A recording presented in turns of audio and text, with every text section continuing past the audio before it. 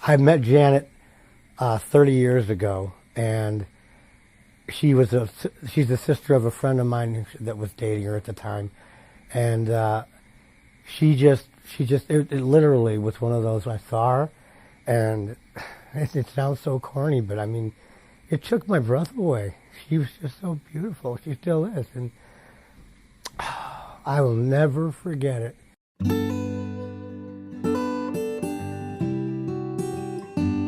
6 years ago, I had a job where I worked fairly strenuously. I was on my feet all day, lifting stuff most of the day. It was like over a period of 6 months, slowly, I'd start to lose a little bit of breath. But having never smoked a day in my life, that was very hard for a doctor to think there might be something going on in my lungs. And as luck would have it, they did run a right-sided heart cath on him and found that his pressures were very high. The pulmonary pressures were high. What I have is pulmonary arterial hypertension, and that's just the closing of the arteries in the lungs specifically. My average day is waking up. If I'm in the hospital, I would wake up probably at 6 a.m. for my first round of medications. I take 38 of them a day. And then he'll have doctors come around 9:30, 10. And then we try to get him cleaned up, get him out for his first walk before lunch. And we try to have lunch and then go for another walk. And then we try to have some dinner, and then we try to get through shift change and get another walk in.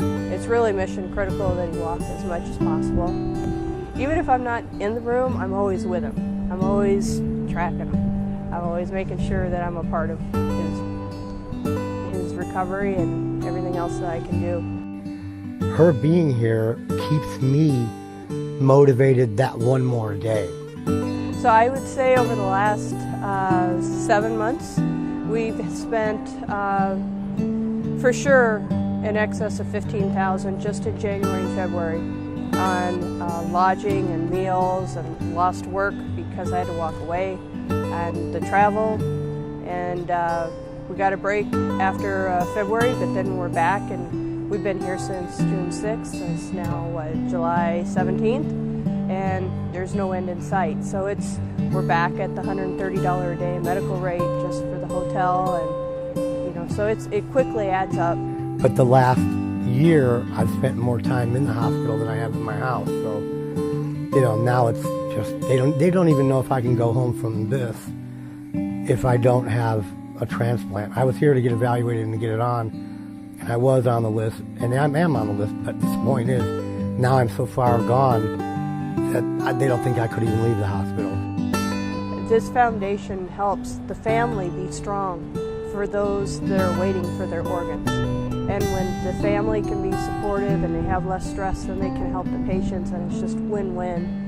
And I just think that this is a niche that really needs to be filled, and I think that we're really lucky to have Keep Swimming Foundation.